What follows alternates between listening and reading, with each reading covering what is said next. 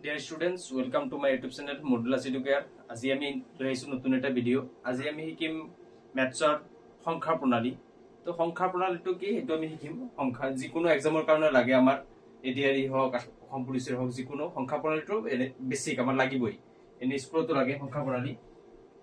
অংক শিকাৰ আগতে আমাৰ সংখ্যা প্ৰণালী লাগিবই। সংখ্যা প্ৰণালীত কি আছে প্ৰথমত আমাৰ জানিব লাগিব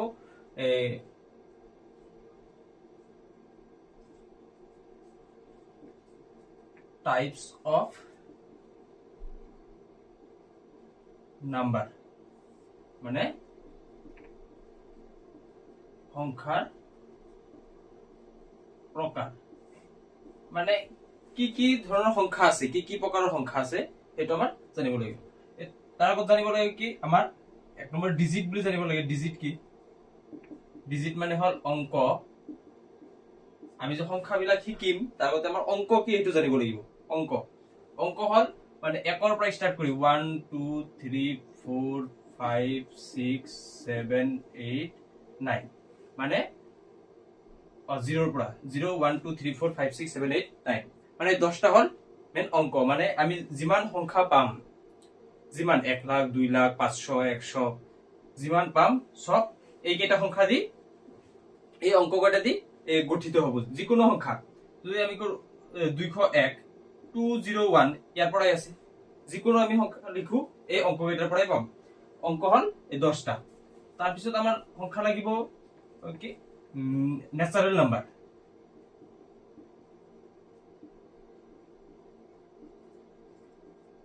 ন্যাচারাল নাম্বার বুলি কলে ন্যাচারাল নাম্বার মানে হল স্বাভাবিক সংখ্যা। স্বাভাবিক সংখ্যা স্বাভাবিক সংখ্যা কোনবিলাক মানে আমি গণনা কৰিবলৈ ব্যৱহাৰ কৰা সংখ্যাবোৰক স্বাভাবিক সংখ্যা বুলি। গণনা কৰিবলৈ আমি যেতিয়া সংখ্যা কিবা এটা বস্তু বা যিকোনো বস্তু এটা কাউন্ট কৰিম তেতিয়া কৰ পৰা ষ্টাৰ্ট কৰিম? একৰ পৰা ষ্টাৰ্ট কৰিম। 1 2 3 4 বা 1 2 3 4 এনেকে গণিম। মানে কি হ'ব 1 2 3 4 যিমান আছে মানে একৰ পৰা ষ্টাৰ্ট কৰি যিমান সংখ্যা আছে সব হল স্বাভাবিক সংখ্যা। তাৰ পিছত আহিব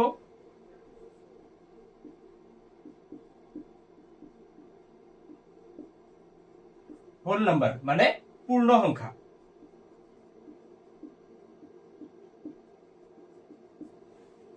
পূৰ্ণ সংখ্যাটো কি স্বাভাবিক সংখ্যা যেনেকুৱা একৰ পৰা ষ্টাৰ্ট হল আমি 1 2 3 4 এনেকে 9 ৰ পিছত আহিল 10 তো 10 যেতিয়া লিখিম আমি 10 তেতিয়া কিমান আহিব 1 আৰু 0 মানে কিন্তু 0 টো কৰ পৰা আহিল? 0 টো ন্যাচাৰাল নাম্বাৰ নহয়। তো 0 ৰ পৰা ষ্টাৰ্ট কৰি যিমান সংখ্যা আছে 0 1 2 3 4 যিমান সংখ্যা আছে সব হল পূর্ণ সংখ্যা। মানে 0 ৰ পৰা ষ্টাৰ্ট হৈ যিমান সংখ্যা হ'ব সব পূৰ্ণ সংখ্যা। আৰু পূৰ্ণ সংখ্যা বুলি কলে আমাৰ কিহৰ পৰা ষ্টাৰ্ট হ'ব? 0 ৰ পৰা। আৰু স্বাভাবিক সংখ্যা বুলি কলে একৰ পৰা ষ্টাৰ্ট হ'ব।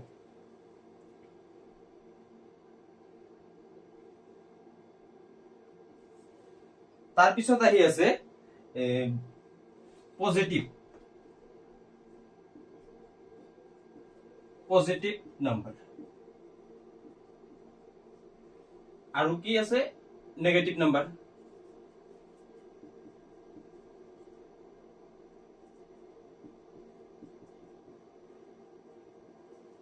পজিটিভ নাম্বাৰ আৰ নেগেটিভ মানে ধনাত্মক আৰু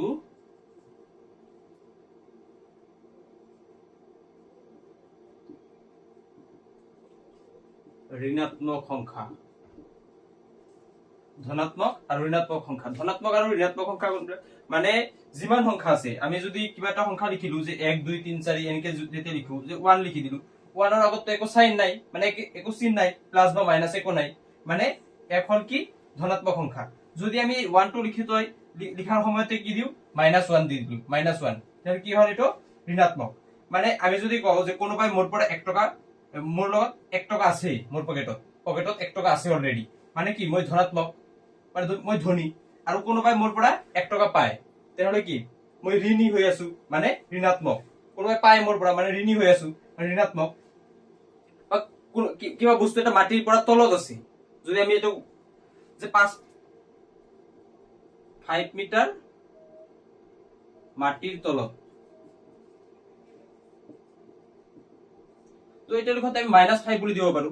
আৰু যদি 5 মিটাৰ মাটিৰ ওপৰত যদি কয় আমি +5 প্লাসটো নিদিও, আমি সচৰাচৰ লিখাতে আমি প্লাস কেতিয়াও নিদিও, মানে একো চিন নাই, মানে প্লাস মানে তলত মানে কি হ'ব, মানে নাই যেটো মাইনাস হৈ আছে, মানে ঋণাত্মক হৈ আছে, তেতিয়া হল মাইনাস চিনটো আহিব, মানে ঋণাত্মক সংখ্যা। আৰু যেতিয়া আছে মোৰ পকেটত জমা আছে, বেংক মোৰ পইচা আছে, তেনেহলে সেইটো হল ধনাত্মক সংখ্যা।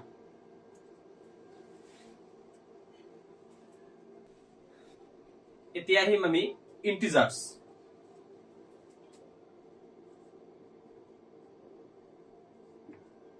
ইন্টিজার্স নাম্বার, ইন্টিজার্স নাম্বার মানে হল অখণ্ড সংখ্যা।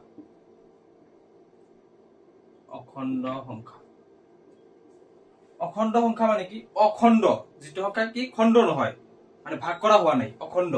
অখণ্ড সংখ্যাত কি আহে, অখণ্ড সংখ্যাত আমাৰ কি আহিব, পজিটিভ আহিব, নেগেটিভ আহিব আৰু জিৰো। মানে কি আহিব, পজিটিভ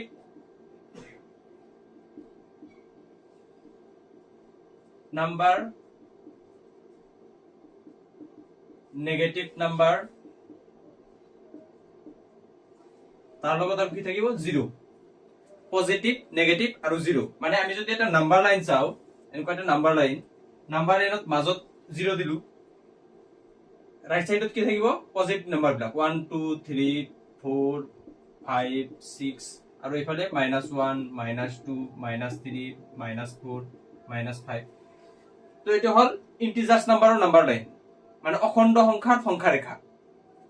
ইয়াতে কি আছে, আমি নাম্বাৰ লাইনৰ পৰা কি চাব পাৰো যে কোনটো সংখ্যা ডাঙৰ কোনটো সংখ্যা সৰু যদি ওলাব দিয়ে, যে কৈছে যে -5 ডাঙৰ নে -2 ডাঙৰ, এই দুটা ওলাব দিছে, যে লেস দেন, গ্রেটার দেন নে ইকুয়াল টু, কি হ'ব। ইয়াতে এটা বক্স দিছে, যে খালি ঠাই দিছে, এই বক্সত কি হ'ব, লেস দেন হ'ব নে গ্রেটার দেন হ'ব নে ইকুয়াল টু হ'ব।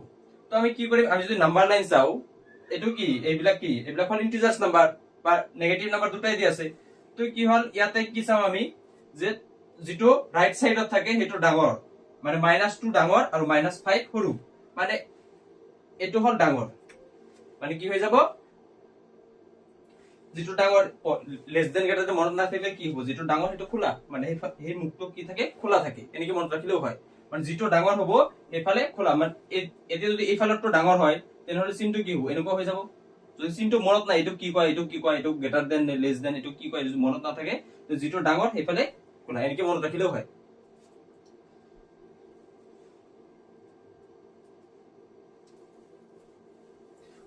ইন্টিজাৰ্স নাম্বাৰত কি থাকে, পজিটিভ নাম্বাৰ, নেগেটিভ নাম্বাৰ আৰু জিৰো।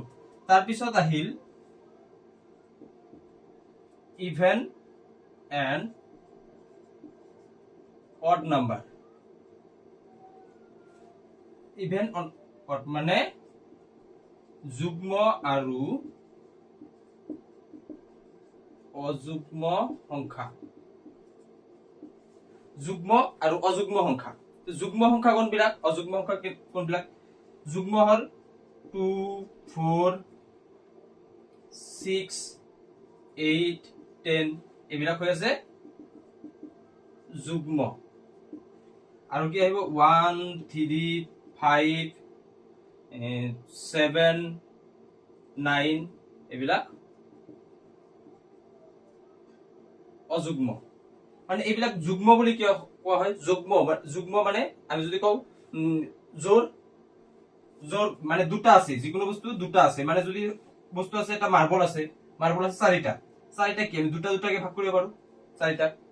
কিন্তু যদি মাৰ্বল আছে তিনিটা, তেনেহলে আমি দুটা বুলি এটা ভাগ কৰিব পাৰো, মানে এক জোৰ, কিন্তু এটা বাকি থাকি যায়, মানে এই বাকি থাকাবিলাক কি হল, অযুগ্ম সংখ্যা, আৰু এইবিলাক হল যুগ্ম সংখ্যা। মানে এৰকে গম পাম যে কোনটো যুগ্ম কোনটো অযুগ্ম, যদি কোনো সংখ্যাৰ শেষত 0 2 4 6 8 থাকে, সেইবিলাক সংখ্যাই যুগ্ম সংখ্যা। যিবোৰ সংখ্যাৰ শেষত মানে বা যিবোৰ সংখ্যাৰ এককৰ স্থানত 0 2 4 6 আৰু 8 থাকে, সেইবোৰ সংখ্যা যুগ্ম সংখ্যা বুলি। আৰু যদি এইবিলাক নাথাকে তেনেহলে অযুগ্ম সংখ্যা। আৰু এটা মনত ৰাখিবা কি, যিবোৰ সংখ্যাৰ যদি এককৰ স্থানৰ সংখ্যাটো যুগ্ম হয়, তেনেহলে সেই সংখ্যাটো 2 এৰে বিভাজ্য। 2 এৰে বিভাজ্য মানে কি, 2 এৰে হৰণ যায়। যিমানে ডাঙৰ সংখ্যা হওক, যে 2 এৰে হৰণ যাব না নাই আমি কেনেকে গম পাম, যদি সংখ্যাটোৰ এককৰ স্থানৰ যিটো অংক আছে সেইটো আছে যুগ্ম। মানে কি আছে, যে ধৰা 2 5 8 7 3 2 5, এই সংখ্যাটো আছে, এটোক 2 এৰে হৰণ কৰিব দিছে, যে এইটোক 2ৰে হৰণ যাব না নাই, মানে সম্পূৰ্ণভাৱে হৰণ যাব না নাই, মানে কোনো বাকী নৰোৱাকে, বাকী যাতে নাথাকে এনেকে হৰণ যাব না নাই। কি চাম আমি, এককৰ স্থানৰ সংখ্যাটো চাম। এককৰ স্থানত কি আছে, 5 আছে, 5 টো অযুগ্ম, তাৰমানে এইটো 2ৰে হৰণ নাযায়। মানে আমি যুগ্ম অযুগ্ম বুলি গম পালে আমি 2ৰটো মানে 2ৰে হৰণ যাব না নাই এটা আমি গম পাম। এইটো পিছত আৰু ভালকে শিকিম, যে বিভাজ্যতাৰ নিয়ম যেতিয়া শিকিম তেতিয়া শিকি যাম 2ৰে কোনটো হৰণ যায়, 3ৰে কোনটো হৰণ যায়। তো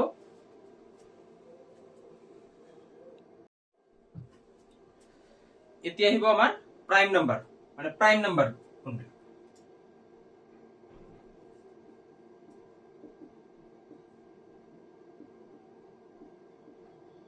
প্ৰাইম নাম্বাৰ মানে মৌলিক সংখ্যা, মৌলিক সংখ্যা। আৰু তাৰ পিছত আহিব প্ৰাইম নাম্বাৰৰ লগত কম্পোজিট নাম্বাৰ, মানে যৌগিক সংখ্যা।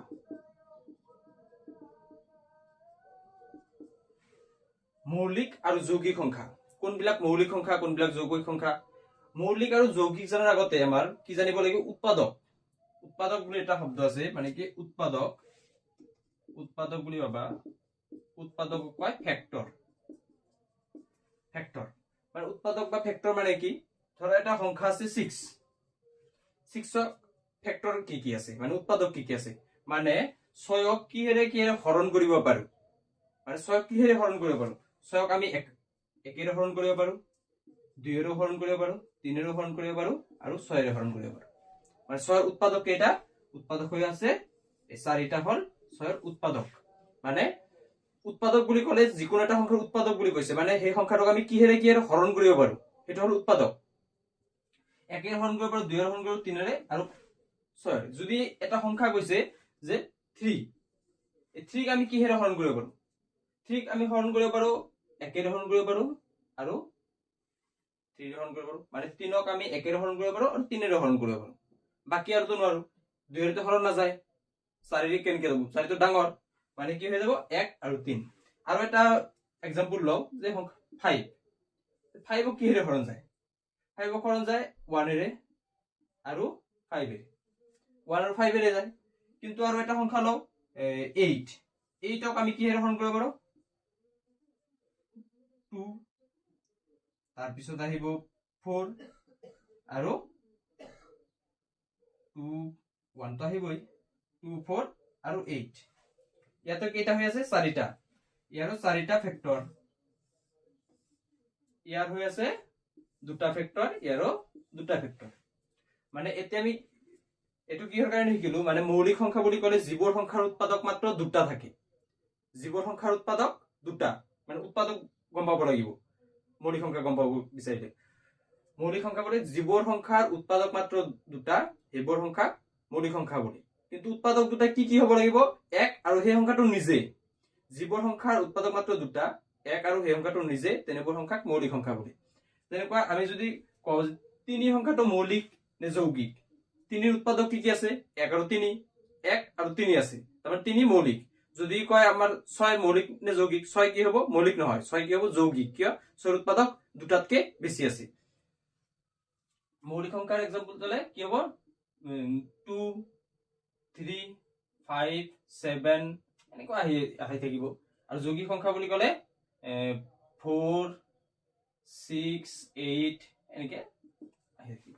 কিন্তু এটা বস্তু কি যে 1 সংখ্যাটো ইয়াতো অহা নাই, ইয়াতেও অহা নাই, মৌলিকতো অহা নাই, যৌগিকতো অহা নাই। 1 কি মৌলিকো নহয় যৌগিকো নহয়, এইটো একক সংখ্যা বুলি ধৰিব পাৰো, ইউনিট নাম্বাৰ। মানে এক সংখ্যাটো কি মৌলিকো নহয় যৌগিকো নহয়, মানে একেদি কি সব সংখ্যাকে হৰণ কৰিব পাৰো, যিকোনো সংখ্যা একে হৰণ কৰিলে সেই সংখ্যাটো সেমে থাকে। এতিয়া আহিম আমি কেইটামান প্ৰশ্ন আলোচনা কৰিম। তো 1 নম্বৰ প্ৰশ্ন দিছে 3টা অংকৰে গঠিত আটাইতকৈ ডাঙৰ সংখ্যাটোৰ লগত 1 যোগ কৰিলে হ'ব। মানে 3টা অংকৰে গঠিত আটাইতকৈ ডাঙৰ সংখ্যা, মানে এটা অংকৰে গঠিত আটাইতকৈ ডাঙৰ সংখ্যাটো কি, এটা অংকৰে গঠিত আটাইতকৈ ডাঙৰ সংখ্যা 9, 9ৰ পিছত কি আহে 10, 10ত কেইটা সংখ্যা হৈ আছে 2টা, 1 আৰু 0। তো 2টা অংকৰে গঠিত আটাইতকৈ সৰু সংখ্যা কিমান হ'ব 10, ডাঙৰ সংখ্যা 2টা অংকৰে 99, মানে 99 2টা অংকৰে ডাঙৰ সংখ্যা। তো 3টা অংকৰে ডাঙৰ সংখ্যা কিমান হ'ব, 3টা অংকৰে ডাঙৰ সংখ্যা 999, 99 যদি তাৰ লগত আমি 1 যোগ কৰি দিও কিমান হ'ব 1000 আহি যাব মানে आंसर কি হ'ব 1000 বি নম্বৰটোৰ উত্তৰ হৈ যাব যদি কৈ দিয়ে যে চাৰিটা অংকৰে গঠিত আটাইতকৈ সৰু সংখ্যাটোৰ পৰা 1 বিয়োগ কৰিলে আমি তিনিটা অংকৰে গঠিত আটাইতকৈ সৰু ডাঙৰ সংখ্যাটো পাওনে आंसर কি হ'ব পাও কাৰণ কি হ'ব যে চাৰিটা অংকৰে গঠিত আটাইতকৈ সৰু সংখ্যাটো কিমান 1000 1000 ৰ পৰা 1 বিয়োগ কৰিলে কিমান হ'ব 999 999 কিমান তিনিটা অংকৰে গঠিত আটাইতকৈ ডাঙৰ সংখ্যা তাৰ পিছত 2 নম্বৰ প্ৰশ্নটোত কি দিছে 2 নম্বৰ প্ৰশ্নত দিছে 2785321 2785321 সংখ্যাটোত থকা যুগ্ম আৰু অযুগ্ম স্থানৰ অংকবোৰৰ যোগফলৰ মাজত পাৰ্থক্য যুগ্ম আৰু অযুগ্ম স্থানৰ কথা কৈছে ইয়াতে যুগ্ম আৰু অযুগ্ম সংখ্যাৰ কোৱা নাই তো যুগ্ম স্থান কোনটো অযুগ্ম স্থান কোনটো এটো প্ৰথমত আছে মানে এটো অযুগ্ম স্থান এটো দ্বিতীয় আছে মানে এটো হল যুগ্ম স্থানত এটো হ'ব যুগ্ম স্থানত এটো হ'ব যুগ্ম স্থানত তো কি কৰিম আমি যুগ্ম স্থানৰ সংখ্যাবোৰৰ আগতে যোগফল উলিয়াম 7 আৰু 5 যোগ কৰিলে হ'ব 12 12 আৰু 2 যোগ কৰিলে কিমান হ'ব 14 আৰু অযুগ্ম স্থানৰ বিলাক 2 আৰু 8 যোগ কৰিলে 10 আৰু 3 যোগ কৰিলে 13 13 আৰু 1 যোগ কৰিলে 14 এই দুটাৰ মাজত কি কৈছে যোগফলৰ মাজত এটো হল যুগ্ম স্থানৰ যোগফল এটো হল অযুগ্ম স্থানৰ যোগফল এই দুটাৰ মাজত পাৰ্থক্য মানে বিয়োগফল কিমান হ'ব 0 আহিব आंसर কি হ'ব 0 সৰি এটো 0 হ'ব কি জানি এটো ডি নম্বৰটো आंसर হৈ যাব 0 আৰু 3 নম্বৰ প্ৰশ্ন হৈছে তলৰ কোনটো প্ৰত্যেক মৌলিক সংখ্যাৰ এটা উৎপাদক হ'ব তলৰ কোনটো প্ৰত্যেক মৌলিক সংখ্যাৰ এটা উৎপাদক আমি কি জানো মৌলিক সংখ্যাৰ উৎপাদক কি থাকে 1 আৰু সেই সংখ্যাটো নিজে মানে 1 তো থাকিব কম্পালসৰি যে কোনো মৌলিক সংখ্যাতে 1 থাকিব তাহলে কি হ'ব आंसर 1 হৈ যাব आंसर আজিৰ কাৰণে ইমানে আৰু পিছত লগ পাম নতুন এটা ভিডিও লৈ যদি ভিডিওটো ভাল লাগে তেনেহলে লাইক শেয়াৰ আৰু কমেন্ট কৰিবা লগতে চেনেলটো সাবস্ক্ৰাইব কৰিবা